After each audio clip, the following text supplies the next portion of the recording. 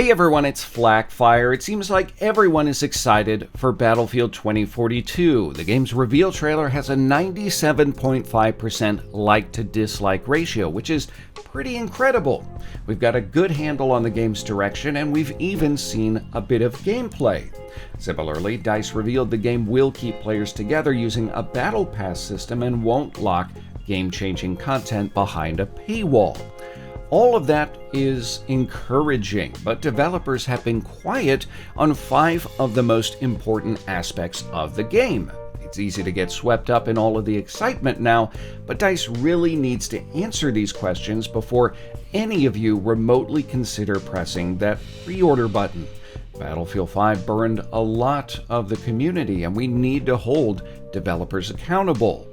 So my first big question is AntiCheat. DICE have been tight-lipped on the topic. Cheating is still running rampant on Battlefield's biggest competitor, Call of Duty. Other AAA games have also had similar problems with cheating, and let's not forget Battlefield 5 still suffers from cheating issues on PC. EA and DICE's approach to cheating really needs a major overhaul if they want to raise the bar. And this probably hasn't been made easier by the recent hack at EA, during which intruders stole the source code for the Frostbite engine, which powers the Battlefield franchise, among others. Exactly what hackers will be able to do with this data is unknown, but it probably won't make hacking more difficult. It may also degrade fans' confidence in the publisher to keep cheaters to a minimum.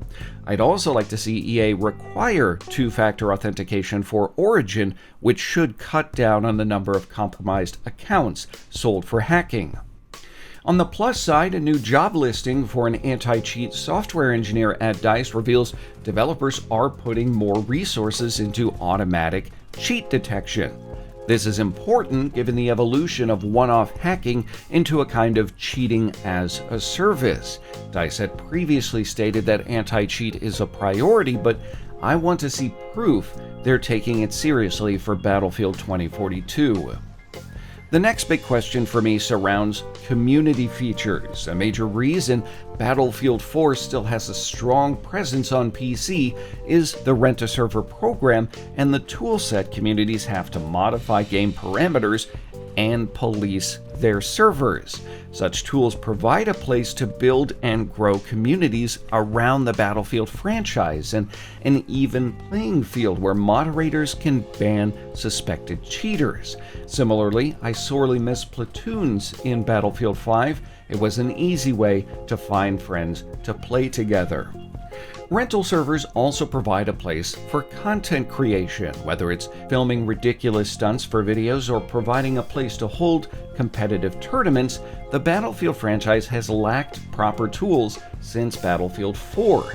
We did get some tools in Battlefield 1 and Battlefield 5, and they relate to the party, but they were still extremely basic. I'd also like some details on if there is a proper spectator mode, as digital photography's popularity is absolutely exploding. Third is destruction. We've seen a ton of vehicle gameplay in the Battlefield 2042 reveal trailer and gameplay trailer, but we haven't seen much destruction. And this has me raising an eyebrow, since destruction is one of the keys to the Battlefield franchise. It's been there from day one. Given the scale of the maps in Battlefield 2042, I don't think it's reasonable for everything to be destructible, especially on last-gen consoles, but I would love a clear look at what I can and can't break. I'm also curious how weather factors into destruction. So we saw a little bit of that destruction in the gameplay trailer, but mostly limited to very small objects. I've heard from developers that smaller buildings will be destructible, but again, seeing is believing. Hopefully we can still drive tanks through buildings and rack up those debris kills. I'd imagine we'll get a deep dive into destruction for EA Play on July 22nd. The next thing is incredibly important for a ton of different reasons. I'm talking about crossplay. There is a lot of chatter around crossplay for Battlefield 2042 and a lot of expectations.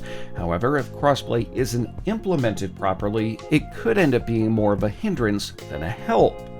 DICE has not announced crossplay yet for Battlefield 2042, but we do know that the massive 128-player battles will only be available on next-gen consoles like the Xbox Series X and S, PS5, and on PC. For the latter, it will be available on Origin and the Epic Games Store. I'd say it's highly unlikely the PS4 and Xbox One crowd will be able to play with PC gamers given the limitation of games to 64 players, but for the others, well, that certainly seems a possibility.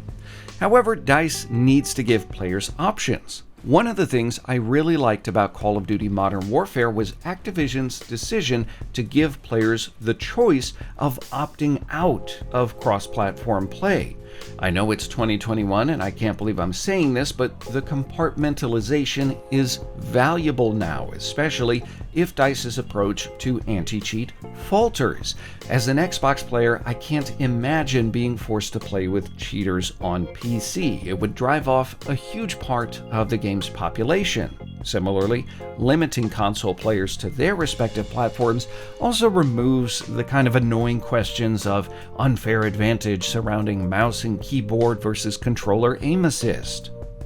Lastly, I want to see more information on game modes. We do have clear details on Conquest and Breakthrough. There's nothing really surprising there, but the big questions surround Hazard Zone and that yet to be announced game mode from DICE LA.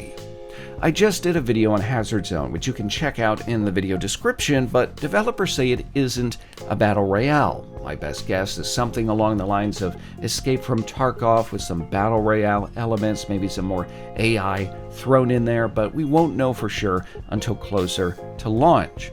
But that DICE LA experience, that is a total mystery right now. They've been building it for over a year, so whatever it is, it's gonna be substantial. The only real details we have on the mode are what's posted on the official Battlefield website. Quote, created as a love letter to our core fans, a new way to play Battlefield is coming. Discover unexpected battles and enter the wide universe of Battlefield with this experience, end quote.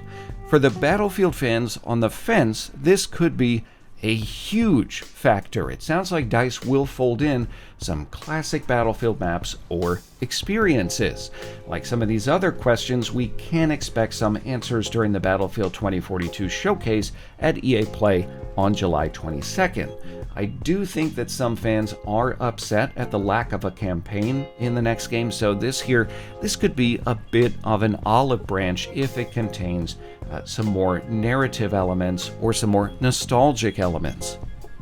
I know there are a couple more concerns out there from the community, like how the matchmaking system works, or how specialists work, or if there will be tools to protect content creators. But what I've listed here are some of the make or break concerns I've heard from the Battlefield community. DICE really needs to get things right with Battlefield 2042 and win back some community trust. I think answering these concerns is the perfect place to start. But I'd really like to hear your thoughts. What are your biggest concerns for Battlefield 2042? Why? Tell me in the comments. If you enjoyed this video, leave a like. If not, a dislike. Make sure to subscribe and tap the bell for updates on the latest Battlefield videos. If you want to support the channel, keep your money, share this video. It goes a long way in helping me out. And as always, thanks for watching.